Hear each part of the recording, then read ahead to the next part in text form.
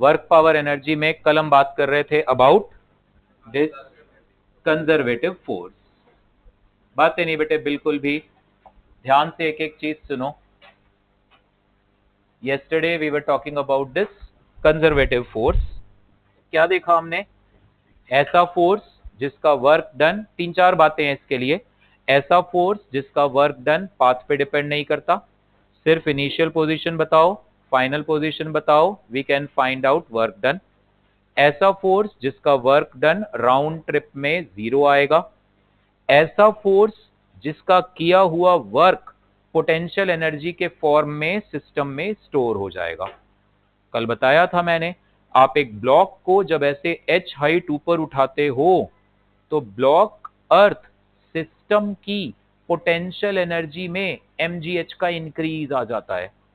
तो हमने कल ये देखा था कि कंजर्वेटिव फोर्स कभी भी वर्क करेगा तो negative of that will be change in potential energy. Conservative force का वर्क जाएगा नेगेटिव ऑफ चेंज, मतलब अगर कंजर्वेटिव फोर्स ने पॉजिटिव वर्क किया तो सिस्टम की पोटेंशियल एनर्जी घटेगी, और अगर कंजर्वेटिव फोर्स ने नेगेटिव वर्क किया तो सिस्टम की पोटेंशियल एनर्जी बढ़ेगी। तुम एक सिस्टम को फ्री छोड़ दो, फ्री, कंजर्वेटिव फोर्सेस को अपनी मर्जी का काम करने दो, तो फिर तो कंजर्वेटिव फोर्सेस सिस्टम को उधर ही खींचेंगे जिधर वो फोर्स है, तो सिस्टम की पोटेंशियल एनर्जी पक्का घटेगी। भाई इस पेन को फ्री छोड़ो तो पोटेंशियल एनर्जी तो घटेगी, इसके तो नीचे जाएगा, है ना। सो आप किसी भी सिस्टम को फ्री छोड़ोगे, it will tend to move in such a direction so that the potential energy of the system decreases. यहां से छोड़ोगे जमीन पे गिरेगा, क्योंकि उस जगह पे इसकी पोटेंशियल एनर्जी सबसे कम है। खिड़की खोल के छोड़ दोगे ऐसे, जमीन पे जाके गिरेगा, क्योंकि वहां पे पोटेंशियल एनर्जी सबसे कम है।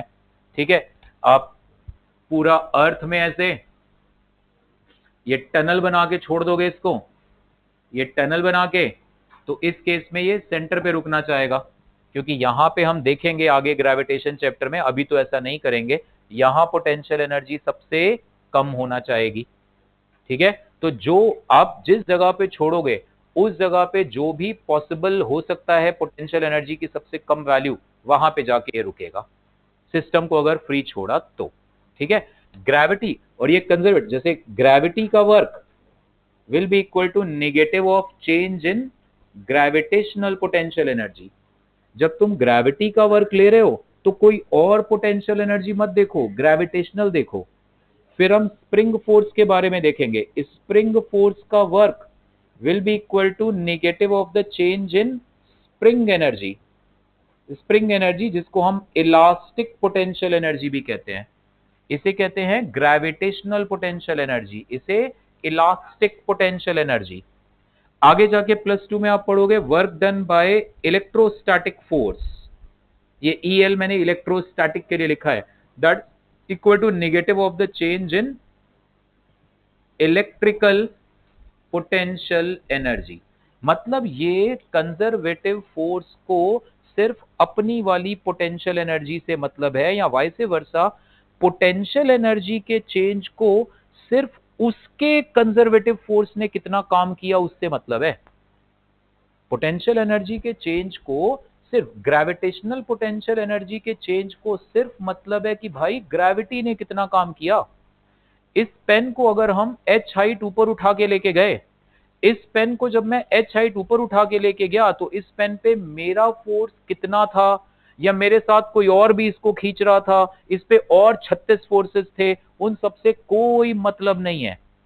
ग्रेविटेशनल पोटेंशियल एनर्जी के चेंज को सिर्फ और सिर्फ मतलब है कि भाई ग्रेविटी ने कितना काम किया है, नेगेटिव ऑफ दैट इस change in potential energy. Spring energy के चेंज को मतलब है स्प्रिंग ने, जबकि कल हमने देखा था पिछली क्लासेस में काइनेटिक एनर्जी के चेंज को मतलब है सारे फोर्सेस के वर्क डन से। काइनेटिक एनर्जी में जो चेंज आता है वो डिपेंड करता है सारे फोर्स। जब तक तुम मुझे सारे फोर्सेस का वर्क नहीं बताओगे मैं काइनेटिक एनर्जी का चेंज नहीं बता पाऊंगा। इस पेन को अगर मैं ऐसे मूव करा रहा हूं, मैं कहूंगा काइनेटिक एनर्जी का चेंज, तो मेरे फोर्स का वर्क भी लेना पड़ेगा, ग्रेविटी का भी। मैं कहूंगा पोटेंशियल एनर्जी का चेंज, तो look at the work done by gravity only. समझ में आ रही? तो पोटेंशियल एनर्जी बड़ी बड़ी रिस्ट्रिक्टेड है। वो कह रही है भाई मेरे वाले कंजर्वेटिव फोर्स ने कितना काम किया, बस इतना बता दो। ग्रेविटेशनल पोटेंशियल एनर्जी तो इसने क्या काम किया, स्प्रिंग एनर्जी का चेंज तो इसने क्या काम किया, और उस पे कितने फोर्सेस लग रहे थे उससे कोई लेना देना इसको नहीं है। समझ में आ रही है बात ना? ध्यान रखना, ये नोट करो इसको कि पोटेंशियल एनर्जी के चेंज को सिर्फ और सिर्फ मतलब है कि उसके वाले कंजर्वेटिव फोर्स ने क्या काम किया। पोटेंशियल एनर्जी हम आदित्य बेटे डिफाइन ही तब करेंगे when there is some conservative force. तुम स्पेस में गए, ग्रेविटी है ही नहीं, तो क्या फिर हम बात करें ग्रेविटेशनल पोटेंशियल एनर्जी की? ठीक है, सो पोटेंशियल एनर्जी की बात हम हर बार तब करेंगे when there is some conservative force. ठीक, नोट कर लो इन सब बातों को। वो अर्थ वाला डायग्राम रहने दो बेटा, उसकी जरूरत नहीं है। ठीक है, और ये भी नोट कर लेना, कभी भी किसी सिस्टम को तुमने फ्री छोड़ा तो it will tend to move in that direction so that its potential energy decreases. Yes, potential energy है वो भी। Spring energy is also called elastic potential energy. whenever a system is left free, लिखवा दिया था, चलो ठीक है। देखा लिखने लग गए, यानी कल का रिवीजन नहीं हुआ, कल लिखवाया है शायद। whenever system is left free it will tend to move in such a way so that potential energy of the system decreases। ठीक है, ग्रेविटी का वर्क देखते हैं, स्कूल एग्जाम में क्वेश्चन आ जाता है कभी कभी, show that gravitational force is a conservative force. तो आप ऐसे कह सकते हो कि अच्छा ग्रेविटेशनल फोर्स कंजर्वेटिव है, इसका मतलब ग्रेविटेशनल फोर्स के वर्क डन को पाथ से कोई लेना देना नहीं होगा। एक काम करते हैं, ये एक ऑब्जेक्ट है मास m का, इसको a से b तक लेके जाते हैं, अलग अलग रास्ते में, अलग अलग रास्ते लेके चलते हैं। a से b लेके जाना है इसको L आगे लेके जाना है, इसको H ऊपर लेके जाना है हमने ऐसे। ठीक, पहले इसको एक काम करते हैं, सीधा ले जाते हैं ऐसे भी, सीधा ले गए तो दिस एंगल इज थीटा। जब तुम इसको सीधा ए से बी के लेके जा रहे हो तो किसी टाइम पे यहां पहुंचा था, मैं ब्लॉक को एक पार्टिकल की तरह दिखा दे रहा हूं, तो इसका जो वेट mg आएगा, mg cos थीटा तो काम करेगा नहीं। अब ये नहीं कहना सर नॉर्मल फोर्स, ये कोई इंक्लाइन प्लेन नहीं है, आप ब्लॉक को ऐसे पकड़ के लेके जा रहे हो, there is no incline plane. mg cos theta motion के परपेंडिकुलर है, वर्क नहीं करेगा। वर्क कौन करेगा? खाली mg sin थीटा। डेफिनेटली तुम भी एक फोर्स लगा रहे हो, तुम भी काम कर रहे हो, बट मुझे खाली चाहिए ग्रेविटी का वर्क। तो मान लो ये इंक्लाइन की लेंथ एस है, तो mg sin थीटा नीचे, तो तुम्हारा वर्क डन कितना आएगा? Minus mg sin theta into S आएगा, क्योंकि mg sin theta into S into cos 180, तो ये माइनस आएगा। नाउ sin थीटा होगा h बाय एस, तो ये माइनस mg h बन जाएगा, sin थीटा को h बाय एस लिखो। तो ग्रेविटी का वर्क कितना आया? mgh, और माइनस मतलब इस L का कोई रोल ही नहीं आया।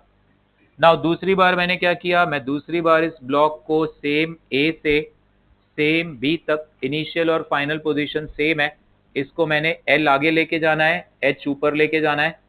इस बारी मैंने इस ब्लॉक को पकड़ा, इसको ऐसे थोड़ा ऊपर ले गए, फिर थोड़ा आगे, थोड़ा ऊपर, थोड़ा आगे, फिर ऐसे करते करते ऐसे करते करते यहां ले आए। ठीक, मान ली ये जो स्टेप है, इस स्टेप की हाइट है h1, इस स्टेप की हाइट है h2। तो जब तुम पहली बार इसको ऐसे ऊपर लेके जाओगे, mg किधर है? नीचे। तुम किधर लेके गए? ऊपर। वर्क डन कितना आएगा? माइनस mgh1 आएगा। फिर जब तुम इसको ऐसे चलाओगे तो ग्रेविटी काम करेगा नहीं, क्योंकि ग्रेविटी वर्टिकल है और तुम इसको कैसे चला रहे हो? हॉरिजॉन्टल, तो 0। अगली बारी फिर जब h2 लेके जाओगे तो ये कितना आएगा? Minus mgh2 and so on, minus mgh3। मतलब हर बारी वर्टिकल चलाने पे काम होगा, हॉरिजॉन्टल चलाने पे काम नहीं होगा। माइनस mg कॉमन आ जाएगा, ये h1 plus h2, this plus this plus this add होके ये टोटल हाइट h नहीं आ जाएगी, है ना? तो this is total height h। फिर से वर्क डन वही आया, माइनस mgh। तुम एक जनरल मेथड ले लो, तुम इस ऑब्जेक्ट को, इस मास m को यहां से यहां तक, मैं मास को एक पार्टिकल की तरह दिखा दे रहा हूं, तुम्हें इसको L आगे लेके जाना है, H ऊपर लेके जाना है। तुम एक काम करो, किसी भी रैंडम तरीके से ऐसे ऐसे ले जाओ, कोई भी रैंडम तरीका उठा लो, तुम इस ब्लॉक को पकड़ो ऐसे, किसी भी रैंडम तरीके से चलाते हुए वहां तक ले जाओ, फिर भी देखना वर्क डन एमजीएच आएगा कैसे। अब सुनो, और ये अच्छा कॉन्सेप्ट है, एडवांस लेवल के क्वेश्चन में भी इसको यूज करेंगे हम आगे जाके, वहां पे मैं कहूंगा ऐसे ही एक रफ ट्रैक है तो फ्रिक्शन भी लेंगे वहां पे। फिलहाल ये ट्रैक व्रैक कुछ नहीं है, तुमने पार्टिकल को पकड़ा है, वो हवा में चल रहा है ऐसे, कोई फ्रिक्शन फ्रिक्शन यहाँ कोई बात नहीं हो रही है, दो ही फोर्सेस लग रहे हैं पार्टिकल पे, तुम्हारा फोर्स और एमजी। अब कोई छोटा सा हल्का सा ये लेंथ ले लो, स्मॉल लेंथ ले लो आप, D S, small length D S. Actually ये केस तुम्हें इसी केस पे वापस ले आएगा, ये वाला केस तुम्हें इसी पहले केस पे वापस लाएगा। यहां पे बड़ा सा एक ही ट्रायंगल था, यहां पर ये हल्की सी लेंथ ds को ऐसे तोड़ दो, ऐसे एक नन्हा सा वहां पे इनफाइनाइटली स्मॉल ट्रायंगल मान लो। ये इनफाइनाइटली स्मॉल ट्रायंगल को मैं थोड़ा यहां पे बड़ा दिखा दे रहा हूं, ऐसे हल्का सा बड़ा। इसकी लेंथ क्या है, ये ds, बेस लेंथ क्या है dx, हाइट क्या है dy। ये पार्टिकल जब यहां से यहां गया, ये हल्का सा ऐसे चला, तुम ये नहीं कहना सर ये तो कर्व है तो ये स्ट्रेट लाइन कैसे, अरे भैया इनफाइनाइटली स्मॉल है, इनफाइनाइटली स्मॉल में क्या कर्व और क्या स्ट्रेट, है ना। मैं तुमसे कहूं एक पॉइंट लो और दूसरा पॉइंट 0.000000001 मिलीमीटर दूर, कर्व कहां से बना दोगे, वो तो स्ट्रेट लाइन ही बनेगा। ठीक, तो ये मेथड तुम्हें यहीं लेके आएगा, देखना। मान लो ये एंगल है थीटा, सो अब वही बात, फिर mg sin थीटा ऐसे लगेगा, तो यहां से यहां जाते जाते कितना वर्क डन आएगा, dw minus mg sine theta into D S आएगा वर्क डन, आएगा ना। नाउ साइन थीटा कितना होगा, dy by D S. So sine theta को लिखोगे dy बाई डी एस, जैसे यहां तुमने किया था, साइन थीटा को तुमने लिखा था h बाई एस। बिल मैं कह रहा हूं ये और वो सेम ही है, बस ये इतनी बड़ी बड़ी लेंथ की जगह छोटी छोटी लेंथ है, दैट्स ऑल, और कुछ ऐसा खास नहीं है यहाँ पे। सो ये साइन थीटा को तुमने dy बाई डी एस, तो ये क्या आ गया माइनस mg dy। अब ये केस इसकी तरह है, माइनस mg dy। अगली बारी यहां से यहां तक लेके गए, ये छोटा सा फिर से ट्रायंगल बनेगा, है ना, फिर से क्या आएगा माइनस mg dy। अब इस पूरे ट्रैक को तुम इस तरह के छोटे छोटे छोटे छोटे ट्रायंगल में तोड़ो, और हर बारी ट्रायंगल की ये वर्टिकल हाइट जोड़ो, तो ये सब dy dy dy जुड़ के h नहीं आएगा, dx dx dx जुड़ के l आएगा, बट उसका कोई रोल नहीं है। सो ये dy dy dy जुड़ता जाएगा, समझ में आ रही है बात कि नहीं। ऐसे ऐसे ट्रैक था, इसका dy ये आया, अगला वाला ट्रैक ऐसे है, ऐसे उसका dy ये आएगा। सो ये dy dy dy जुड़ के पूरी हाइट नहीं आ जाएगी ट्रैक की, तो ये टोटल वर्क डन कितना आ जाएगा बेटे, टोटल वर्क डन आ जाएगा माइनस mgh। इसका मतलब तुम इस ब्लॉक को एक जगह से दूसरी जगह जैसे मर्जी लेके जाओ, ग्रेविटी का वर्क सिर्फ ये देखेगा वर्टिकल डिस्प्लेसमेंट क्या हुआ, वो मैं आगे बता देता हूं, पहले नोट कर लो। खासकर तीसरा, बाकी आसान है, बोल बेटे। भाई हॉरिजॉन्टल डायरेक्शन में ग्रेविटी वर्टिकल है और वो हॉरिजॉन्टल चल रहा है, तो फोर्स और डिस्प्लेसमेंट परपेंडिकुलर, तो वर्क डन 0, है ना। खाली वर्क डन ग्रेविटी का वर्टिकल बार में होगा, हॉरिजॉन्टल डिस्प्लेसमेंट में कोई वर्क नहीं होगा ग्रेविटी का। डिटेल एक्सप्लेन कर लोगे ना, बाई चांस आता नहीं वैसे, अब पहले आता था कभी, show that gravity is conservative force, तो ऐसे दिखा सकते हैं हम, ठीक है।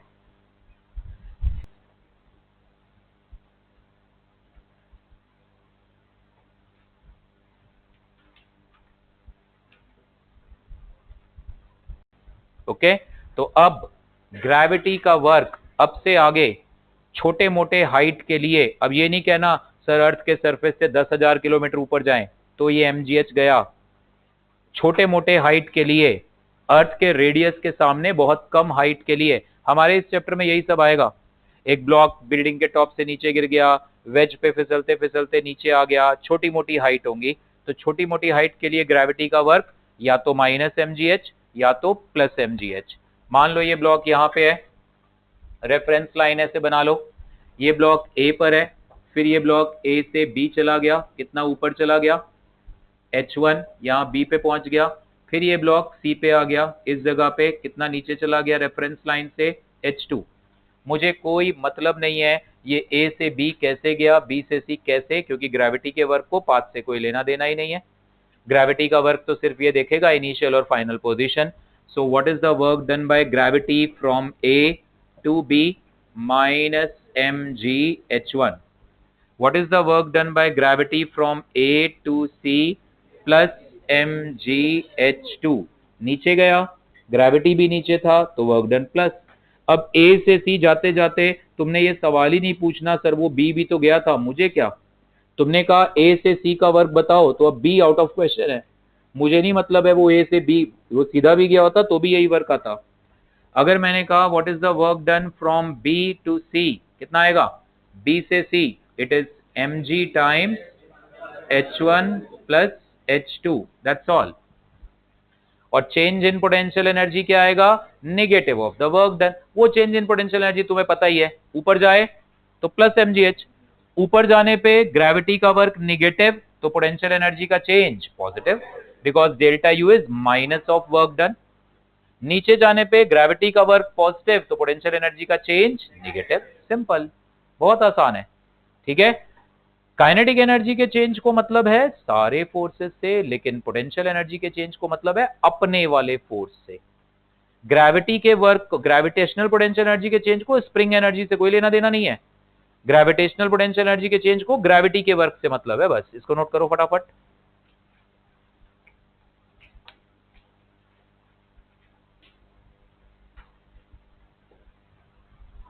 Now right heading spring energy. Spring energy, gravitational potential energy तो अभी के लिए देख लिया। इस ग्रेविटेशनल पे हम दोबारा आएंगे ग्रेविटेशन चैप्टर में, जब हम बॉडी को अर्थ के सरफेस से काफी ज्यादा हाइट पे ले जाएंगे, फिर ये mg काम नहीं करेगा, फिर दूसरे फॉर्मूले पे जाएंगे, वो आएगा फिर से। फिलहाल mgh चलेगा। Now right spring energy.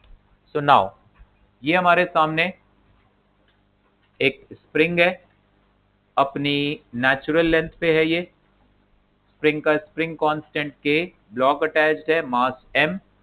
ये स्प्रिंग को हम इस जगह से धीरे धीरे धीरे धीरे पुल करके इसको हम अल्टीमेटली x डिस्टेंस तक खींच के ले जाना चाहते हैं, इसको ऐसे इस जगह तक जहां पे स्प्रिंग में कितना एलोंगेशन आ जाएगा, x x x ले लेते हैं चलो। ठीक, स्प्रिंग की एनर्जी को कोई मतलब नहीं है कि ये ब्लॉक यहां से यहां कैसे गया। तुमने धक्का मारा था इसको तो ये आगे गया, या तुमने पकड़ के इसको खींचा था तो ये आगे गया। स्प्रिंग एनर्जी है, पोटेंशियल एनर्जी है, इसको सिर्फ मतलब है कि स्प्रिंग के फोर्स ने कितना काम किया। अब क्योंकि स्प्रिंग का फोर्स है वेरिएबल, तो मुझे वो छोटे छोटे वर्क डन dw ढूंढ ढूंढ के उन्हें जोड़ना पड़ेगा, है ना। इसको मैं टोटल यहां से यहां तक खींच के लेके गया, इस वक्त स्प्रिंग कितना एलोंगेटेड है, x। इस वक्त स्प्रिंग फोर्स क्या होगा, kx। बट मैं इस वक्त के फोर्स का क्या करूं, ये तो हर पल बदल रहा था ना, तो मेरे को एक जनरल मूवमेंट पे dw ढूंढना पड़ेगा। ये वेरिएबल फोर्स वाली बात आ गई, तो एक काम करेंगे, इसीलिए मैंने बीच में जगह छोड़ी हुई थी, हम एक जनरल मूवमेंट लेंगे। जब इस स्प्रिंग में एलोंगेशन है, मान लो y ले लो, चलो कंफ्यूज नहीं होना, y क्यों ले लिया, y तो ऐसे इट्स ओके वेरिएबल है कोई। मान लिया इसका डिस्प्लेसमेंट y है, इस वक्त ये स्प्रिंग फोर्स कितना लग रहा होगा बेटे, ky। मान लो हल्का सा ये dy आगे गया, हल्का सा d, कंफ्यूज तो नहीं हो रहे ना, y की जगह कुछ और कर दूं, उससे क्या हो गया, y जरूरी थोड़ा ना, y कोई वेरिएबल है बस। सो हल्का सा जब dy डिस्प्लेस होगा तो स्प्रिंग कितना वर्क करेगा, minus ky dy। Minus sign क्यों, समझ गए, फोर्स किधर लग रहा है, लेफ्ट, डिस्प्लेसमेंट किधर हो रहा है, राइट। जोड़ दो इन सबको, y कहां से कहां तक जा रहा है, 0 से x। y एलोंगेशन है, शुरू में एलोंगेशन कितना था बेटे रणवीर, 0, लास्ट में कितना है, x। So what is the total work done by the spring force, minus के बाहर y dy का इंटीग्रेशन क्या आ जाएगा, y स्क्वायर। मैंने इंटीग्रेशन वगैरह नहीं लगाया, अब तो सीख चुके हो सब। ये लिमिट 0 से x तक, तो ये work done bye spring force कितना आ जाएगा, माइनस हाफ के x square. Now change in potential energy क्या होता है, negative of the work done bye spring force, यानी इसकी फाइनल पोटेंशियल एनर्जी और इनिशियल पोटेंशियल एनर्जी का डिफरेंस आएगा माइनस ऑफ माइनस, कितना आ जाएगा, हाफ के एक्स स्क्वायर। और हम ये मान के चलते हैं, मान के क्या, ये तो होता भी है, जब स्प्रिंग नेचुरल लेंथ में है तब थोड़ा ना होती है उसमें एनर्जी, है ना। तो जब ये स्प्रिंग अपनी नेचुरल लेंथ में है उस वक्त तो एनर्जी 0 है। ठीक, किसी क्वेश्चन में हाइपोथेटिकली बोल दे कि भाई जब ये स्प्रिंग अपनी नेचुरल लेंथ में है तो इसकी एनर्जी को 10 जूल लो, तो फिर 10 लिख लेना भाई, वैसे तो 0 होती है, वी नो दैट। ओके, तो इसलिए यू इनिशियल क्या हो गया, 0। ये कितना आ गया, हाफ के एक्स स्क्वायर, यानी फाइनली आंसर क्या आ गया हमारे पास, u is equal to half के एक्स स्क्वायर। तो अब से आगे हमें कभी भी, सुन लो मेरी पूरी बात फिर लिखना भव्या बेटे, कोई भी स्प्रिंग एलोंगेटेड दिखेगा x, तो हम कहेंगे इसके अंदर कितनी इलास्टिक पोटेंशियल एनर्जी है, हाफ के एक्स स्क्वायर। और अगर कंप्रेस्ड दिखेगा x, तो इसके अंदर कितनी एनर्जी है, माइनस हाफ के एक्स स्क्वायर। गलत, तब भी प्लस हाफ के एक्स स्क्वायर। कितने रिदम में आके बोलते हो, तो माइनस हाफ के एक्स स्क्वायर, सोचते तक नहीं हो।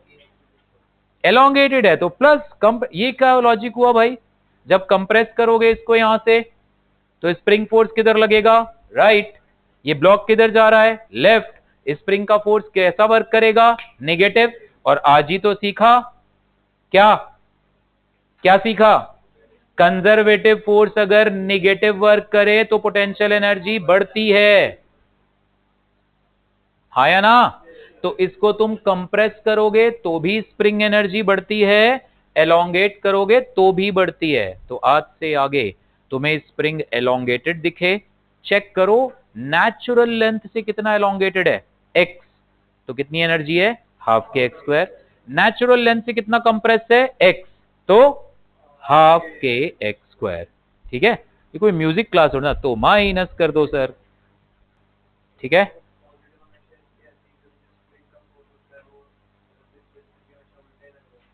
स्प्रिंग का फोर्स हमेशा जब भी तुम इसको एलोंगेट करना चाहो, क्योंकि स्प्रिंग का फोर्स हमेशा इसकी तरफ है, मीन पोजीशन, तो इस जगह से जब भी इसको दूर लेके जाओगे स्प्रिंग नेगेटिव वर्क करेगा, तो इसलिए स्प्रिंग एनर्जी बढ़ेगी। ओके, दबाएंगे इसको तो स्प्रिंग फोर्स उधर लगेगा, स्प्रिंग फोर्स हमेशा इस पोजीशन की ओर लगेगा, तो इस पोजीशन से जब भी ये दूर जाएगा तो स्प्रिंग फोर्स करेगा नेगेटिव वर्क, तो स्प्रिंग एनर्जी बढ़ेगी। Okay,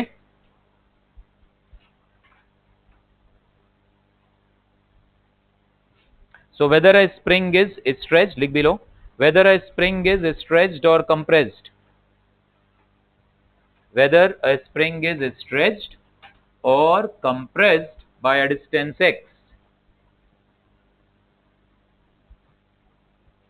spring energy will be half k x square, positive में, spring energy will be half k x square।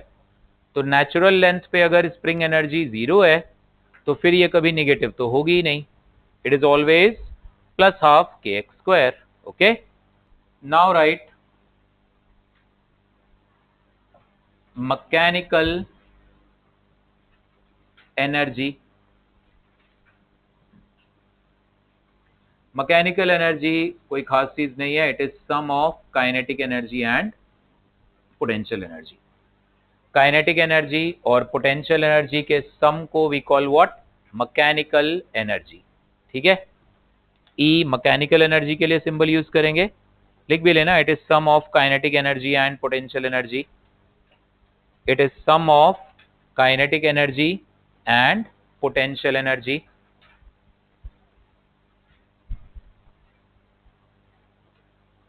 ठीक है, काइनेटिक एनर्जी और पोटेंशियल एनर्जी का sum is mechanical energy. Now write law of conservation of mechanical energy, heading लिखो, law of conservation of mechanical energy.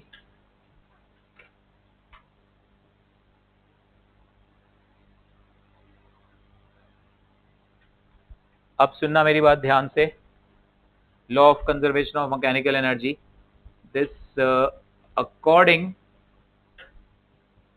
To this work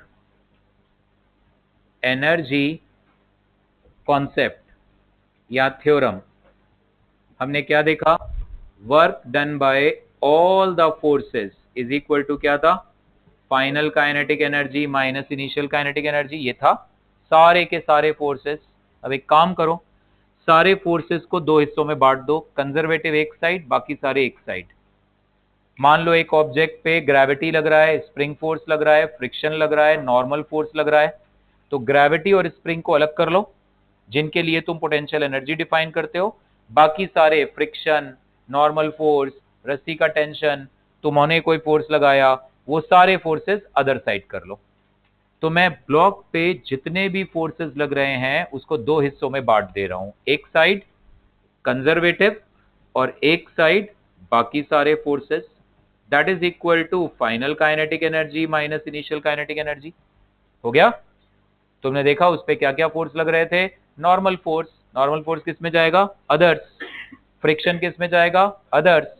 external force others. रस्सी का tension others. Gravity, spring force, ऐसा कोई भी force जिसके लिए तुम potential energy वहां पे डिफाइन कर रहे हो विल गो हियर।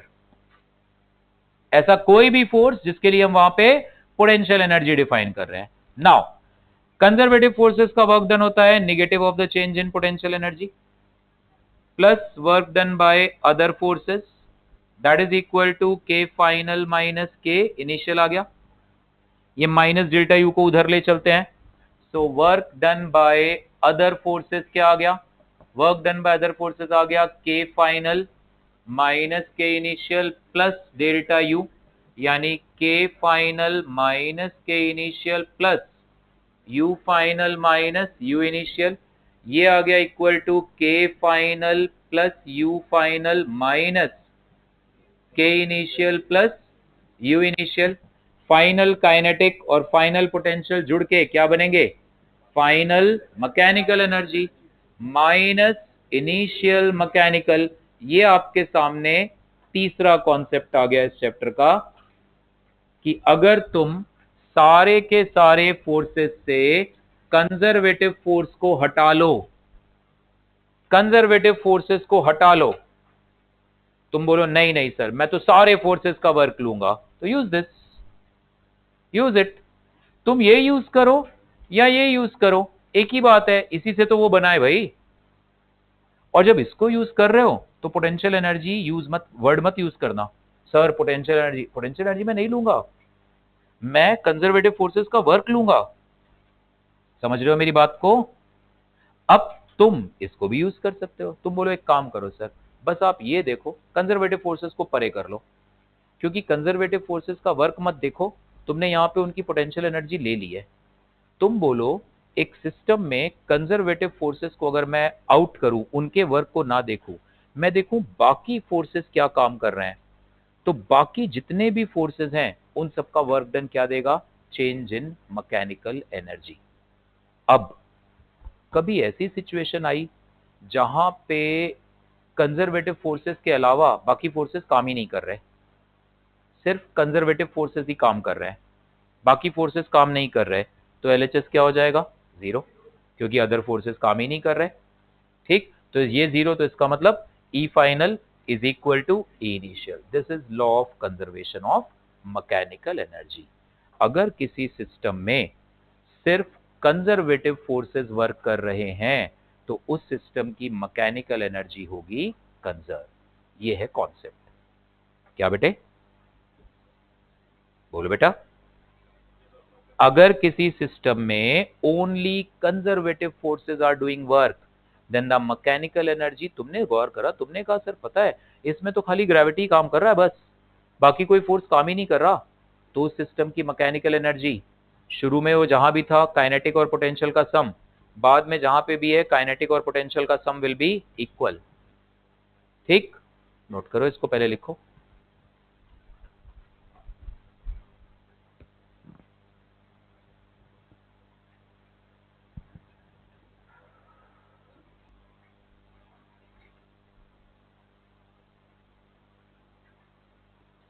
नोट कर लिया?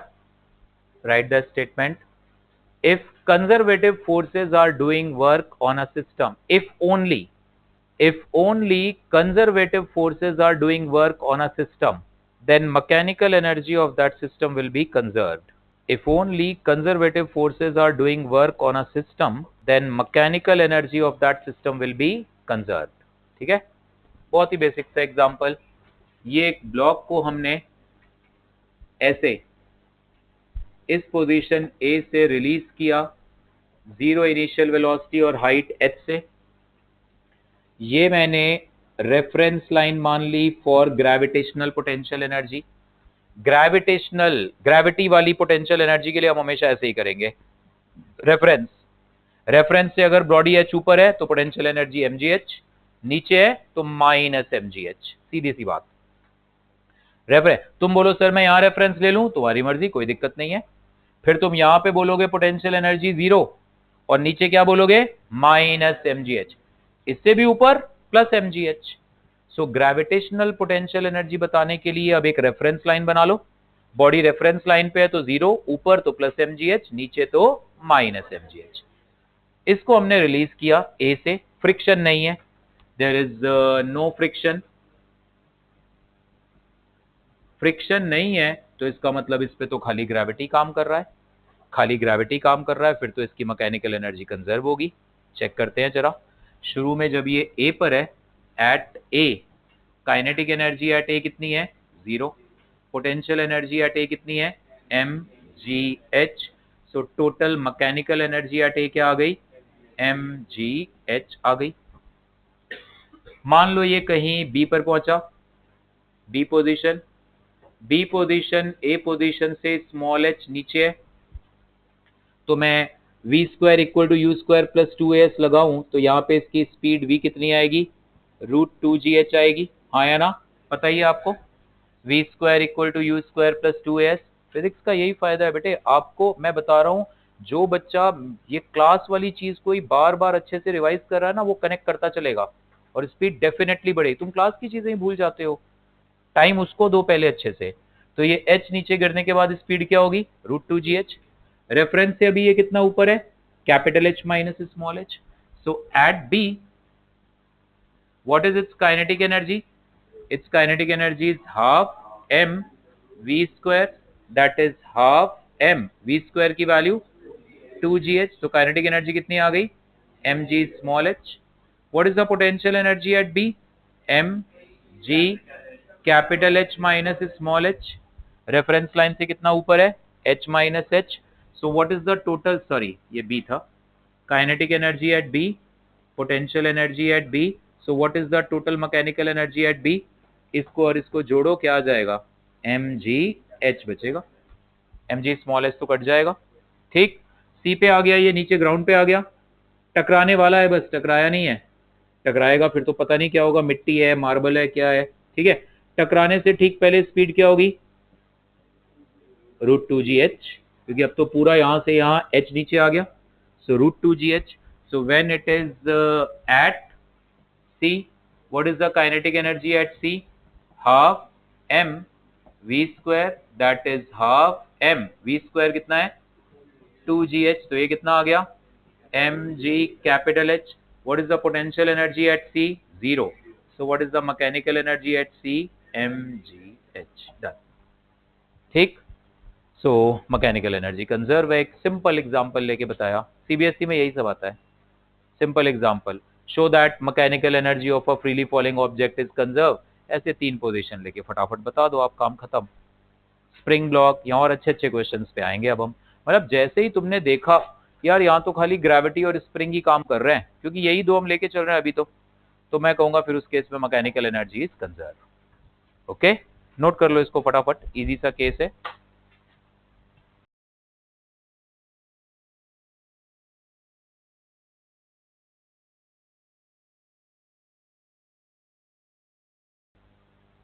ठीक है,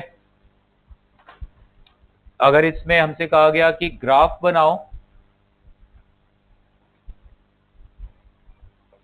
काइनेटिक एनर्जी का, पोटेंशियल एनर्जी का और टोटल मैकेनिकल एनर्जी का वर्सेस हाइट, ग्राफ बनाओ किसका, kinetic energy, potential energy, total energy versus height, कैसा ग्राफ बनेगा, ग्रेविटेशनल पोटेंशियल एनर्जी का हाइट 0 थी, ये हाइट 0 थी तो 0, हाइट बढ़ रही है जैसे जैसे इस डायरेक्शन में जा रहे हैं तो हाइट बढ़ रही है, तो पोटेंशियल एनर्जी का ग्राफ ये जाएगा, आया ना, स्मॉल एच इक्वल, ये कंफ्यूज मत हो ना, ग्राफ में हम इधर जा रहे हैं ना, तो हाइट वाइज हम बेसिकली ऊपर जा रहे हैं ऐसे, जब तुम इस ग्राफ में वंश बेटे इधर जा रहे हो मतलब हाइट बढ़ रही है, तो इस पोजीशन में इधर जा रहे हो।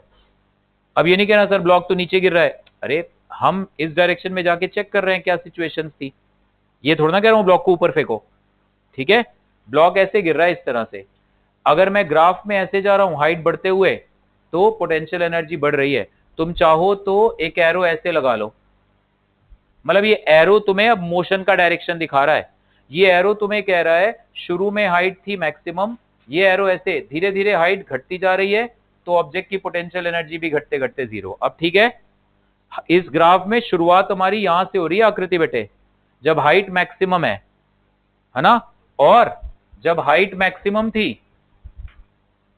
What was the kinetic energy, zero. Kinetic energy का ग्राफ कैसा जाएगा, काइनेटिक एनर्जी का ग्राफ ऐसा जाएगा, ये काइनेटिक एनर्जी का, ये पोटेंशियल का, और ये किसका ग्राफ आएगा, ये आएगा टोटल मैकेनिकल एनर्जी का। ये एरो मोशन का डायरेक्शन दिखा रहे हैं आपको, ओके, बना लो। मैकेनिकल एनर्जी कंजर्व है हर वक्त इसकी वैल्यू कितनी है, ये वैल्यू है M G capital H. Basic basic चीजें हैं बहुत, आप भी तो एकदम बेसिक से सीख रहे हो, धीरे धीरे अप्लाई करोगे कॉन्सेप्ट सब, ठीक है। ये एरो के डायरेक्शन तुम्हें मोशन का डायरेक्शन दिखा रहे हैं, ये एरो का ऐसे जा रहे हैं तीनों ग्राफ, ऐसे हाइट घटती जा रही है लगातार, पार्टिकल नीचे गिर रहा है, ठीक है बेटे काव्या।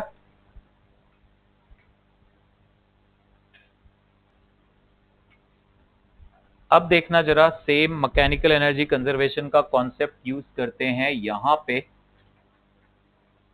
ये एक स्प्रिंग है ऐसे,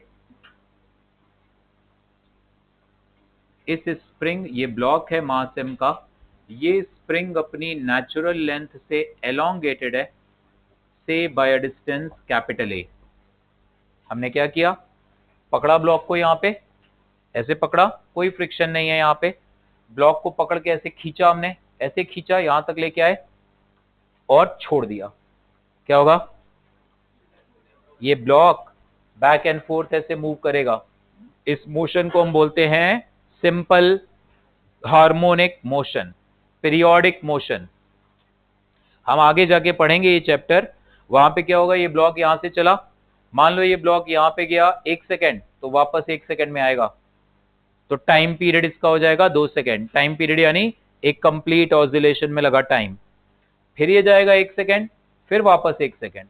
और इस केस में क्योंकि सिर्फ स्प्रिंग काम कर रहा है, इसलिए मैकेनिकल एनर्जी होगी कंजर्व, फ्रिक्शन है नहीं, ग्रेविटी और नॉर्मल फोर्स काम कर नहीं रहे, इस केस में कौन वर्क कर रहा है, सिर्फ स्प्रिंग फोर्स। तो अब इस बारी आपको ग्राफ खुद बनाना है, काइनेटिक एनर्जी का वेरिएशन दिखाना है एलोंगेशन एक्स के साथ, पोटेंशियल एनर्जी का वेरिएशन दिखाना है, और इस बारी पोटेंशियल एनर्जी कौन सी है, स्प्रिंग एनर्जी, और टोटल मैकेनिकल एनर्जी तो कंजर्व ही आएगी, तो उसका ग्राफ तो फ्लैट ही बनेगा क्योंकि वो तो बदलेगी नहीं। सो डायग्राम बनाओ, ठीक है। स्प्रिंग का स्प्रिंग कांस्टेंट है के, ये डॉटेड लाइन स्प्रिंग की नेचुरल लेंथ दिखा रही है, जब ये ब्लॉक इस जगह पहुंचेगा तो स्प्रिंग अपनी नेचुरल लेंथ पे होगी, स्प्रिंग एनर्जी कितनी हो जाएगी, zero. So right this point, block is released from the position, block is released from the position where spring is elongated by A, block is released from the position where spring is elongated by A,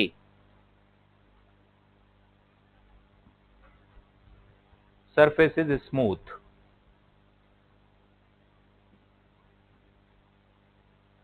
draw graph,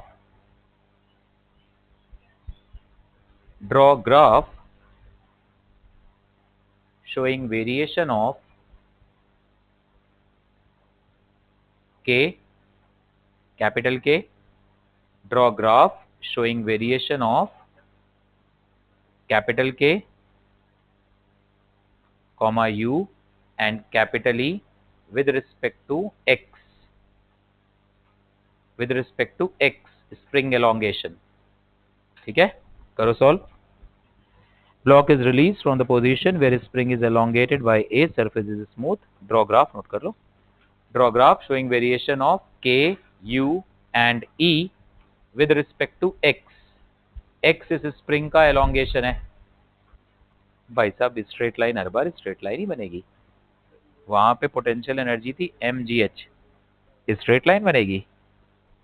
बनाओ बनाओ graph बनाओ, कैसे graph बनेंगे देखो इधर,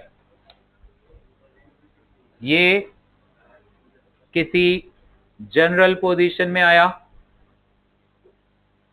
x graph बनाना है तो मुझे कोई जनरल वेरिएबल के फॉर्म में इक्वेशन चाहिए होगी ना, मेरे पास एक इक्वेशन होगी तभी तो मैं उसका ग्राफ बनाऊंगा, उस पे जा ही नहीं रहे, पहले ही ग्राफ बना रहे। ग्राफ बनाने से पहले अपने हाथ में एक इक्वेशन तो आए, अगर वो इक्वेशन आई y equal to m x plus c type तो स्ट्रेट लाइन बनाऊंगा, अगर वो इक्वेशन आई y equal to a x square plus b x plus c type तो पैराबोला बनाऊंगा। याद आ रहा है ना? तो चलो शुरू करते हैं। मान लो इस जगह पे आके इसकी स्पीड हो गई v, स्प्रिंग का एलोंगेशन क्या है x, है ना। अब हम कहेंगे भाई खाली तो इस पे स्प्रिंग फोर्स काम कर रहा है, इसलिए kinetic energy initial plus potential energy initial is kinetic energy final plus potential energy final, आया ना। नाउ इनिशियल काइनेटिक एनर्जी कितनी थी 0, यहां से तो तुमने रेस्ट से इसको रिलीज किया था। इनिशियली पोटेंशियल एनर्जी यहां पे कौन सी है, इलास्टिक स्प्रिंग एनर्जी, ग्रेविटेशनल की तो बात ही ना करो। जब तुम्हें एक ब्लॉक सिर्फ हॉरिजॉन्टल चलता दिखे तो यार फिर ग्रेविटेशनल की बात ही मत करो, तुम उसी को रेफरेंस मान लो, तो हर बार तो 0 आएगी फिर तो, है ना। वर्टिकल मोशन होगा तो ग्रेविटेशनल की बात करेंगे, अभी इस स्प्रिंग को मोड़ेंगे ऐसे वर्टिकल चलाएंगे। ठीक है, सो ये कितना आ गया शुरू में energy, half k a square, ये काइनेटिक एनर्जी हाफ, इसको चलो के लिख देता हूं मैं, के। स्प्रिंग एनर्जी कितनी, हाफ, अच्छा कंफ्यूज मत हो ना, के और के दो दो आ जाएंगे, ये काइनेटिक एनर्जी है तो let us write it as K E, half M we square ना लिखो, मुझे के ई का ग्राफ बनाना है ना, काइनेटिक एनर्जी का ही ग्राफ, प्लस हाफ के एक्स स्क्वायर, तो इसका मतलब जो काइनेटिक एनर्जी आ रही है that is equal to half k a square minus x square. और पोटेंशियल एनर्जी कितनी आ रही है स्प्रिंग की किसी भी जनरल पोजीशन, वो मेरे को इस इक्वेशन से क्या, वो तो मुझे जनरली पता है कि स्प्रिंग अगर अपनी नेचुरल लेंथ से एक्स स्ट्रेच्ड है तो स्प्रिंग एनर्जी क्या होगी, हाफ के एक्स स्क्वायर, वो तो मैं यहाँ यूज भी कर चुका। अब आप मुझे कह रहे हो भाई ग्राफ बनाओ, y एक्सिस पे दिखाओ एनर्जी और x एक्सिस पे दिखाओ डिस्प्लेसमेंट x, x की वैल्यू कहां से कहां जा रही है, 0 से प्लस a और इधर माइनस a तक। अगर ये फ्रिक्शन यहाँ पे बिल्कुल नहीं है, तुम जितना इसको स्ट्रेच करके छोड़ोगे ये उतना ही कंप्रेस होके रुकेगा फिर एनर्जी कंजर्वेशन से। ठीक है, जितना स्ट्रेच करके छोड़ोगे उतना ही कंप्रेस होके रुकेगा अगर फ्रिक्शन नहीं है तो। रियल लाइफ में ऐसा कभी नहीं होगा बिकॉज फ्रिक्शन तो है वहां।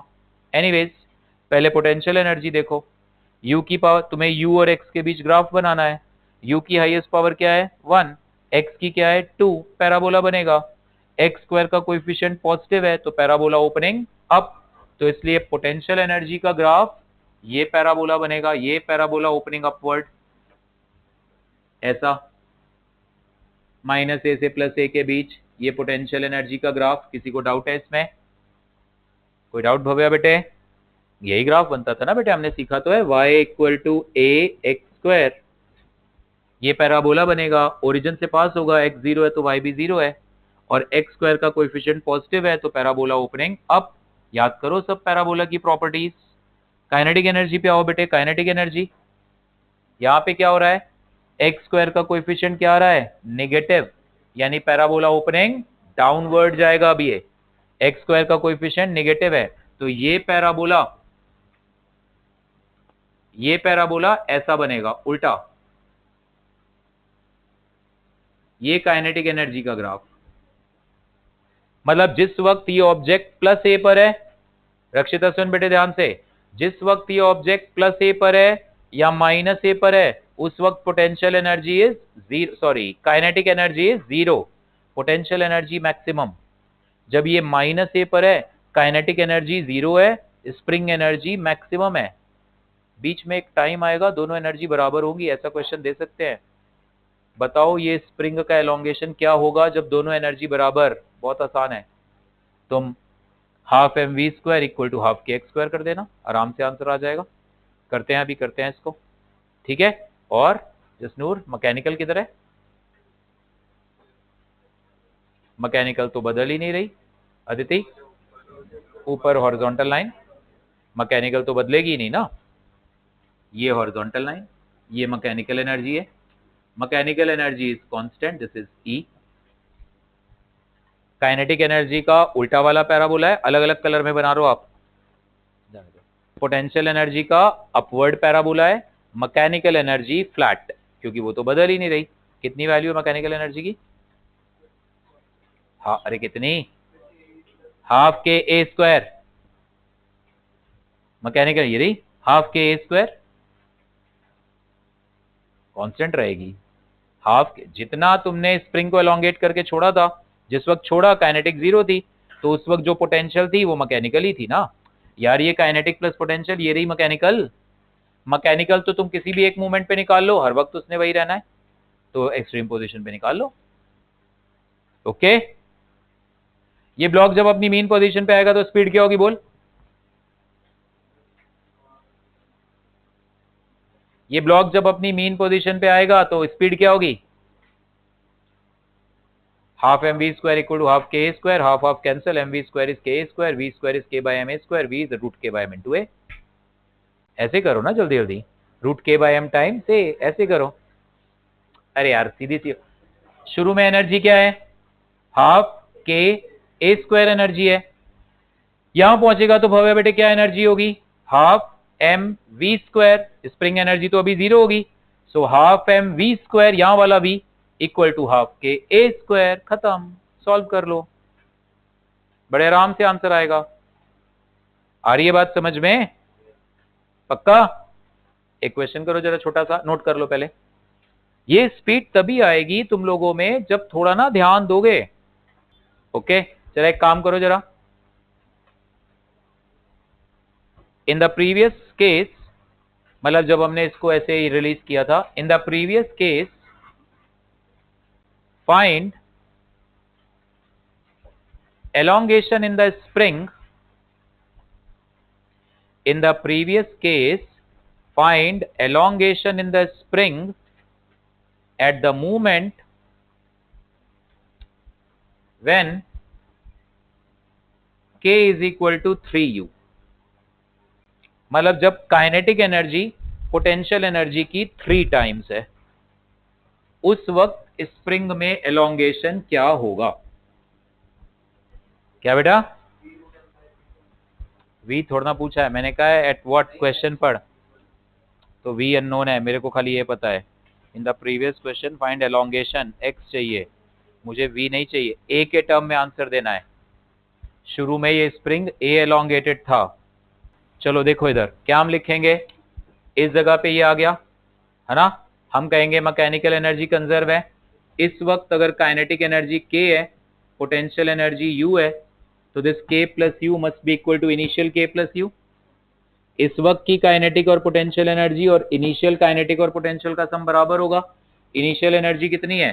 Half k a square. बेटा इसके और इसके में कंफ्यूज तो नहीं हो रहे ना?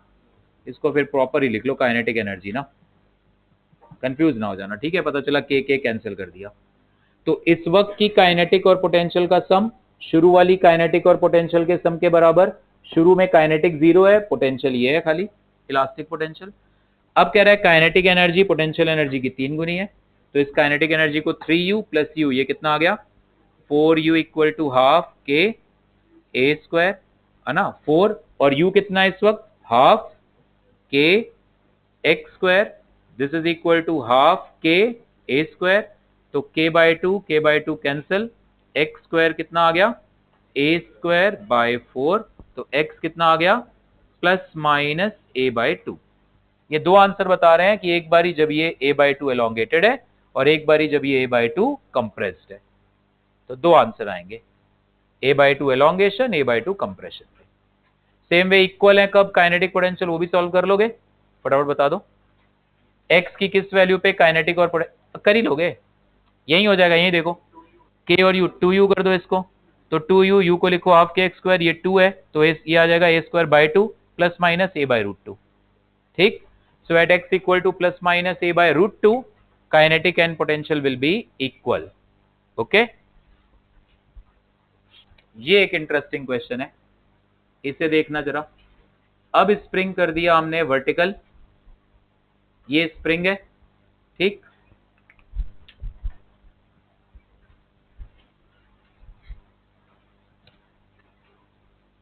ये स्प्रिंग ऐसे लगाया अपनी नेचुरल लेंथ में, ये ब्लॉक अटैच किया हमने, ब्लॉक का मास m, स्प्रिंग का स्प्रिंग कांस्टेंट k, स्प्रिंग इस वक्त अपनी नेचुरल लेंथ पे है, बातें नहीं।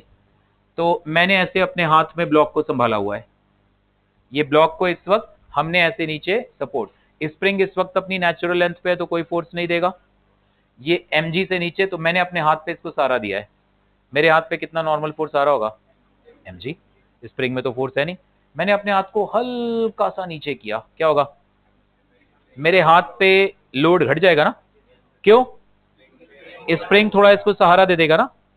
मान लो इसका वजन था 100 न्यूटन, तो मेरे हाथ पे लोड पड़ रहा था पूरा 100 न्यूटन, अब मैंने इसको नीचे किया ऐसे, मान लो स्प्रिंग का फोर्स है 20 न्यूटन, तो मेरे हाथ पे कितना लोड रह जाएगा 80, ऐसे धीरे धीरे धीरे धीरे धीरे धीरे यहां ले आया, मेरे हाथ पे लोड खत्म हो गया, क्यों, स्प्रिंग फोर्स ने पूरा संभाल लिया इसको। उस वक्त स्प्रिंग फोर्स कितना लग रहा होगा, पूरा kx नॉट इक्वल टू 100, मतलब kx not equal to mg, है ना। अब मैंने अपना हाथ हटा लिया तो क्या होगा, ब्लॉक वहीं रुका रहेगा, है ना, कितने एलोंगेशन पे रुका रहेगा, kx not equal to mg, यानी x not equal to mg by k, x not equal to mg by k। ऐसे क्वेश्चंस कई जगह आएंगे कि ये block is hanging and due to the spring force it is in equilibrium, तो तुम कहोगे mg equal to kx not, आ जाएगा ना। अब हमने क्या किया, ऐसा नहीं किया, हमने अपने हाथ को धीरे धीरे नीचे नहीं लाए, क्या किया, ये ऐसे अपने हाथ में था, हाथ हटा लिया मैंने, अब क्या होगा, नीचे जाएगा फिर ऊपर आएगा, सवाल है मैक्सिमम कितना नीचे जाके रुकेगा, what will be the maximum elongation of the spring if this block is suddenly released from this position where spring was at natural length, उससे ज्यादा। अभी समझाता हूं पूरा, सॉल्व करो इसको, डायग्राम बनाओ, अच्छे से दिमाग लगाओ, कोशिश करो, right. Block is suddenly released from the position, block is suddenly released from the position where spring was at its natural length, pen कैसे पकड़ते हो जैसे, कोई बात, block is released from the position where spring was at its natural length, find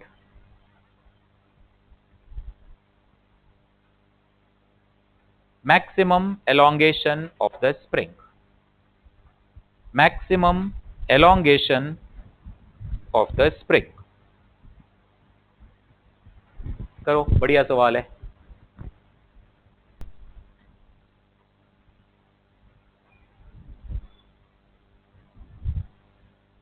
mechanical energy conserve करेंगे, क्यों करेंगे, क्यों करेंगे, क्योंकि सिर्फ ग्रेविटी काम कर रहा है और स्प्रिंग, तीसरा कोई एयर फ्रिक्शन नहीं है कोई भी, तो रियल लाइफ में होगा एयर फ्रिक्शन बट अभी नहीं है, तो सिर्फ ग्रेविटी और स्प्रिंग काम कर रहे हैं, तो ये तुम्हें पहचानना पड़ेगा, तुम्हें देखना पड़ेगा यार ये तो सिर्फ कंजर्वेटिव फोर्सेस काम कर रहे हैं, तो मैकेनिकल एनर्जी तो कंजर्व करो इसकी, 2mg/k। देखते हैं बेटा, दिखाओ, तुम तुक्केबाजी करते हो, एफबीडी बना रहे थे तो mg इक्वल टू fs आ गया, नहीं ये क्या किया है, ये है क्या, कहाँ आएगी, रेफरेंस कहाँ है, ना रेफरेंस बताया ना कुछ, ये रेफरेंस है, फिर तो इससे नीचे तो पोटेंशियल एनर्जी निगेटिव होनी चाहिए थी। हाँ तो फिर माइनस लगाओ, K initial plus U initial is K final plus U final, M ji X is half के एक्स स्क्वायर। अच्छा वी फाइनल 0 ले लिया, ठीक है ये सही है, 2 mg पे, ये गलत तरीका है, तुम हवा में कर देते हो काम, मैं घुमा दूं, मैं इस पे अभी एक फोर्स लगा दूंगा, तुम बैठे रह जाओगे। एफईडी मैंने कहा हट, इधर ध्यान दो, ये सिचुएशन है। इस केस में क्या होगा पूरा डिटेल में समझो बेटे, है ना। मान लो, ऐसे सुनो, ये एक ब्लॉक है, इस ब्लॉक पे मैंने एक तरफ से तो कांस्टेंट फोर्स लगाया 100 न्यूटन का, शुरू में ये था रेस्ट पे, एक तरफ से मैंने इस पे एक कांस्टेंट फोर्स लगाया 100 न्यूटन का, और बैकवर्ड डायरेक्शन में एक ऐसा फोर्स लगाऊंगा जो धीरे धीरे धीरे धीरे 0 से बड़ा होता जाएगा। इस एग्जांपल में 100 न्यूटन का काम करेगा mg, और बैकवर्ड डायरेक्शन में जो फोर्स धीरे धीरे बढ़ेगा वो होगा स्प्रिंग। स्प्रिंग का फोर्स धीरे धीरे बढ़ता है ना, हरनूर सीधी बात बेटे, जैसे जैसे एलोंगेशन बढ़ता जाएगा स्प्रिंग का फोर्स बढ़ता जाएगा कि नहीं। इधर आओ, ये 100 न्यूटन है, ये 0 है, तो इसका एक्सेलरेशन क्या आएगा 100/m। शुरू में ये बड़े तेज एक्सेलरेशन से जाना चाहेगा आगे, ठीक, ये आगे आया, यहां पहुंचा, ये फोर्स 100 न्यूटन ही है, ये बढ़ते बढ़ते हो गया 40 न्यूटन, है ना, 100 न्यूटन, और ये पीछे वाला फोर्स लगातार बढ़ता जा रहा है, यहां पे स्प्रिंग फोर्स लगातार बढ़ता जाएगा। ओके, इसी एग्जांपल में अगर मैं आपको समझाऊं चाहे उसमें समझाऊं, समझो ध्यान से, इस वक्त इसका एक्सेलरेशन कितना आएगा, इस वक्त एक्सेलरेशन आएगा 60/m, है तो एक्सेलरेशन, है तो रिटार्डेशन तो नहीं है, इसकी स्पीड पहले भी बढ़ रही थी अभी भी बढ़ रही है, बट पहले के मुकाबले धीरे बढ़ रही है। यार तुम्हारा एक्सेलरेशन 10 था, अब तुम्हारा एक्सेलरेशन 8 है, तो क्या हुआ, 10 का एक्सेलरेशन था अब 8 का है, स्पीड तो अभी भी बढ़ेगी। पहले तुम्हारी स्पीड हर एक सेकंड में 10 बढ़ना चाहती थी, अब हर एक सेकंड में 8। एक्सेलरेशन घट जाए तो इसका ये मतलब थोड़ा ना तुम स्लो डाउन हो रहे हो, इसका मतलब है अब तुम स्पीड अप हो रहे हो at slower rate. Are you getting the point, अभी भी इसकी स्पीड और बढ़ रही है, जब ये यहां पहुंचेगा ये फोर्स भी 100, ये फोर्स भी 100, इस वक्त एक्सेलरेशन क्या हो जाएगा 0, वेलोसिटी हो जाएगी मैक्सिमम, क्योंकि शुरू से लेके अब तक इसकी वेलोसिटी बढ़ती जा रही थी, because it was accelerated. No doubt acceleration कम हो रहा था, बट था तो एक्सेलरेशन, तेरा एक्सेलरेशन 10 है, फिर 9 है, फिर 8 है, फिर 7 है, करते करते 0 हुआ, तो यार तुम तो एक्सेलरेट हो रहे थे। जब 0 एक्सेलरेशन हुआ उस वक्त तो तुम सबसे तेज जा रहे थे, मैक्सिमा मिनिमा लगा लो, बी मैक्स, तो इसका मतलब dv/dt कितना 0, यानी एक्सेलरेशन कितना 0। कभी भी बड़े से बड़ा क्वेश्चन सॉल्व करते हुए सिचुएशन आए, वेलोसिटी मैक्सिमम है, बोल दो एक्सेलरेशन 0 है, वेलोसिटी मिनिमम है, एक्सेलरेशन 0 है, मैक्सिमम मिनिमा, v मैक्सिमम या मिनिमम होगा तो dv/dt 0 होगा ना, पढ़ा हुआ है ना हमने। इसके बाद जब ये और आगे जाएगा, ये 100 है, ये बढ़ जाएगा, लेट्स से ये हो गया 130, अब ये रिटार्ड करेगा, अब ये रिटार्ड करते करते करते करते करते करते रुकेगा। Same thing is happening here, ये ब्लॉक पहले एक्सेलरेट करेगा, कब तक, कब तक एक्सेलरेट करेगा, जब तक स्प्रिंग का फोर्स mg से छोटा, जैसे वहां पे वो बैकवर्ड फोर्स 100 से छोटा, जब तक स्प्रिंग फोर्स mg से कम है ये एक्सेलरेट करेगा। जब वो पोजीशन आएगी जहां पर ये mg और ये स्प्रिंग फोर्स बराबर होंगे, mg इक्वल टू के एक्स नॉट होगा जिस जगह पर, उस जगह पर इसका एक्सेलरेशन 0 होगा, स्पीड नहीं, इस जगह पर इसकी स्पीड सबसे तेज होगी। वी कैन कैलकुलेट इट, करते हैं अभी, कल करेंगे, ठीक है। उस जगह पे इसकी स्पीड सबसे तेज होगी, क्यों, a 0 है, क्यों, क्योंकि इस जगह से इस जगह तक भाई साहब ये एक्सेलरेट होता जा रहा था, ग्रेविटी 100 न्यूटन था मान लो, स्प्रिंग फोर्स पहले 10 न्यूटन, फिर 20 न्यूटन, फिर अब 100 हुआ। तो इस जगह से इस जगह तक ये एक्सेलरेट कर रहा है, एक्सेलरेशन घट रहा है, बट है तो एक्सेलरेशन ना, रिटार्डेशन तो नहीं है। इसके बाद अब बिकॉज ऑफ इनर्शिया, अब इसको फोर्सेस आगे नहीं ले जाना चाहते, बट स्पीड आ चुकी है ना, इनर्शिया है, तो नीचे तो जाएगा। अब जब और नीचे जाएगा तो स्प्रिंग फोर्स हो जाएगा mg से बड़ा। अब ये करेगा रिटार्ड, और रिटार्ड करते करते ये ब्लॉक ऐसे रुकेगा, इस जगह पे फिर ये रुकेगा। इस वक्त स्प्रिंग का एलोंगेशन ये x मैक्सिमम आएगा, and we will see that इस वाले का जस्ट डबल आएगा। इस वक्त एलोंगेशन कितना है स्प्रिंग में, कि x not equal to mg, x not कितना है mg बाई के, इसका जस्ट डबल आएगा। अब हम क्या करेंगे, अब ये बीच वाली पोजीशन से मुझे कोई लेना देना नहीं है, वो तो मैंने आपको समझाने के लिए बताया कि ये ब्लॉक की स्पीड पहले 0 थी, बढ़ते बढ़ते बढ़ते बढ़ते मैक्सिमम हुई, घटते घटते घटते घटते 0 हो जाएगी। यहां स्पीड 0 हो गई। अब मैं इसे लूंगा बेटे इनिशियल पोजीशन, इसे लूंगा फाइनल पोजीशन, और मैं कहूंगा क्योंकि ग्रेविटी और स्प्रिंग खाली काम कर रहे हैं, इसलिए K initial plus U initial is equal to के final plus U final. Initially यहां पर स्पीड 0 थी, रेस्ट से चला था, so what is the initial kinetic energy, 0। Initially ये यहां पे था, ये ग्रेविटेशनल के लिए इसको रेफरेंस लाइन बना लो, रेफरेंस लाइन से कितना ऊपर है x, तो शुरू में ग्रेविटेशनल एनर्जी क्या थी mgx, स्प्रिंग एनर्जी क्या थी 0, स्प्रिंग तो नेचुरल लेंथ पे था। अब ग्रेविटेशनल में दोनों देखो, स्प्रिंग भी और ग्रेविटेशनल। यहां पहुंचा नीचे, नीचे पहुंचा तो what is the final kinetic energy 0, what is the final gravitational energy 0, reference पे आ गया, ग्रेविटेशनल 0, स्प्रिंग एनर्जी हाफ के x square, so this is equal to half के एक्स स्क्वायर। तो क्या आ गया m ji x equal to half के एक्स स्क्वायर। तुमने प्रमेय सीधे ये लिख दिया, ये सीधे भी लिखेंगे हम, बट थोड़े दिन के बाद सीधे हम पता है क्या बोलेंगे, हम कहेंगे सुनो मेरी बात, आप कह रहे हो मैकेनिकल एनर्जी कंजर्व है, यहाँ पे तीन तीन एनर्जी है, कौन सी तीन, काइनेटिक, स्प्रिंग, ग्रेविटी। सुन लो मेरी बात बेटे हरनूर, तीन एनर्जी है ना यहाँ पे, वैसे बोलो तो दो है, काइनेटिक और पोटेंशियल, बट पोटेंशियल दो दो है ना, स्प्रिंग और ग्रेविटेशनल। सो तीन एनर्जी है, काइनेटिक, स्प्रिंग, पोटेंशियल। तुम कह रहे हो तीनों का सम कांस्टेंट है, तो इसका मतलब कोई भी एक जितना घटेगी कोई दूसरी उतना बढ़ेगी, हाँ या ना, है कि नहीं। तुम दोनों के पास पैसे बराबर है, कल भी बराबर है, तो तुम्हारे जितने कम इसके उतने ज्यादा, है ना। तो हम ऐसे भी यूज करेंगे, छोड़ो ना चीप एग्जांपल था, इधर ध्यान दो कवेस्ट, लॉस इन वन, ऐसे चीप एग्जांपल आते रहते हैं, loss in one energy equal to gain in another.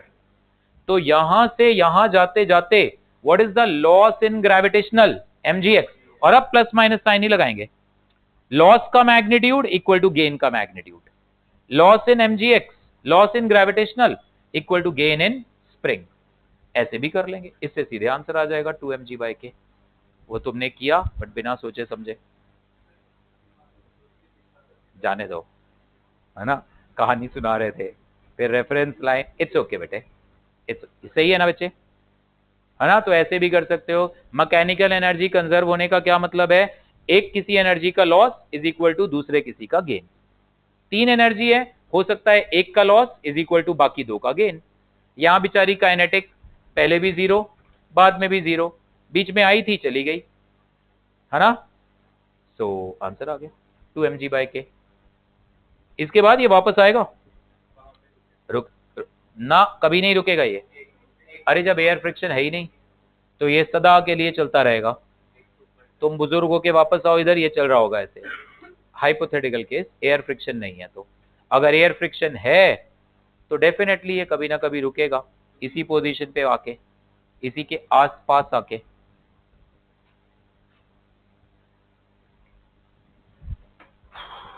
उसी पे आके रुकना चाहिए, ठीक है। ध्यान से बेटे ये सब सीखो, ये घर पे प्रैक्टिस करोगे, दोबारा इन सब पे फिर से ध्यान दोगे। It will take time. ये क्लास को ही 1 घंटा लगना चाहिए तुम्हें रिवाइज करने में। अच्छा एक काम करो, जरा ये वी मैक्स भी बता दो बेटा, लगे हाथ। ये बीच में जब आया था स्पीड सबसे तेज थी, वो स्पीड बेटे बता दो फटाफट। What will be the maximum speed during the motion?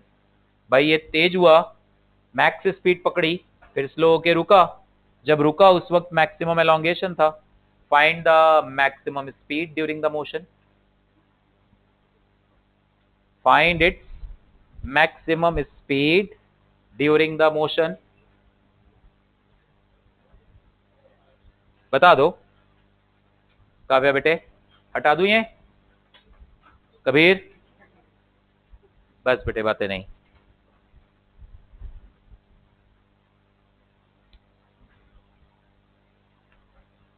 Find its maximum speed during the motion.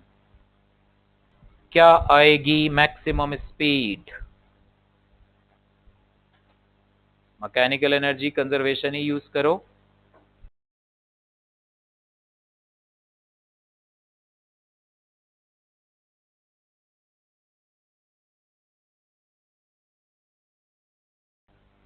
Reference assign करो, कहां एंड अब यहां रेफरेंस की, क्योंकि मेरे को तो यहां से यहां डिस्कशन। नॉर्मली क्या किया करो, जो भी तुम्हारे वो डिस्कशन में लोएस्ट पॉइंट है उसे रेफरेंस ले लिया करो। अब ये नहीं कहना सर ग्रेविटेशनल का रेफरेंस तो आप यहां ले चुके थे। भाई अब मेरा डिस्कशन चल रहा है इस पोजीशन और इस पोजीशन, इसे रेफरेंस ले लो। तुम जिद पे अड़ो, नहीं सर मैं तो इसे ही लूंगा, लेते रहो, उससे भी आंसर आएगा। But better is take this as reference now. भाई इससे आगे तो मैंने जाना ही नहीं ना, मैं तो यहाँ पे स्पीड ढूंढ रहा हूं, तो मुझे इस पोजीशन और इस पोजीशन, तो take this as reference. X not तुम्हें पता ही है mg/k है, क्योंकि स्पीड मैक्सिमम का मतलब है एक्सेलरेशन 0 है। स्पीड मैक्सिमम मतलब एक्सेलरेशन 0, यानी एक्स नॉट mg/k है। यानी ये स्प्रिंग इस वक्त कितना एलोंगेटेड है? X not. तो इसे इनिशियल मानो, इसे फाइनल मानो। इस बारी क्या लिखोगे? K initial plus U initial is K final plus U final. Initially यहां पे काइनेटिक एनर्जी 0, इनिशियली जब ये यहां पर है तो spring energy 0। Gravitational mg x not, reference line से x नॉट ऊपर है ना, तो ग्रेविटेशनल एनर्जी इस वक्त क्या है? mg x not. यहां पहुंचा तो काइनेटिक एनर्जी कितनी? हाफ m v मैक्स का स्क्वायर। इस जगह पे रेफरेंस लाइन पर है तो ग्रेविटेशनल 0 और स्प्रिंग एनर्जी कितनी? हाफ के एक्स नॉट का स्क्वायर। एक्स नॉट की वैल्यू डाल दो, mg एक्स नॉट की वैल्यू है mg/k, so this into mg/k, this is equal to half m v max का square plus half k। X not कितना है? mg/k का स्क्वायर। बस इसे सॉल्व कर लो, आ जाएगा बड़े आराम से आंसर। ठीक है, क्या आंसर बनेगा? Half m v max square, this is equal to this minus that, m square g square by k, m square g square by k, और ये क्या बनेगा? m square g square by k, ये बनेगा minus m square g square by 2k बनेगा m square।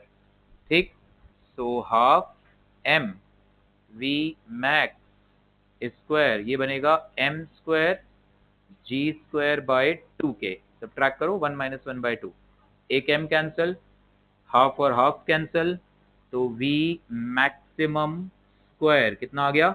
m g square by k। यहां से v max आ जाएगा। कितना आ गया maximum speed? g root m by k। ये आंसर है fine, maximum speed during its motion. अब तो नहीं कोई जल्दीबाजी करके आंसर आया? ठीक है, आराम से लिख के करो बेटे। इसमें वो लॉस और गेन वाले में आ जाता। लॉस किसका हुआ? ग्रेविटेशनल। गेन किसका हुआ? स्प्रिंग और काइनेटिक। ग्रेविटेशनल का लॉस हुआ, वो थोड़ा चला गया स्प्रिंग में, थोड़ा चला गया काइनेटिक में। ठीक है, नोट कर लो। इनको दोबारा से खुद से सॉल्व करो, आपसे नहीं होते अगर जो क्वेश्चन क्लास में, घर पे किया करो उनको। ये नहीं अब ये तो हो गए अब आगे बढ़ो, इन्हीं को दोबारा करो। वर्कशीट आज खत्म करो, कल मैं डिस्कस कर लूंगा, कल शाम तक फिर आप उसको अपलोड कर दोगे, ठीक है। और आज सॉल्व करके रख लो, ये ना हो कि अब कल पूरा सॉल्व हुआ, क्योंकि कल दूसरी शीट आ जाएगी तो उस पर काम करना होगा हमें। तो आज ये शीट टाइम है आपके पास, पूरे सॉल्व कर लो इसको, ठीक है। खत्म कर लेना, कल मैं पहले डाउट ही डिस्कस करूंगा उसके, ओके।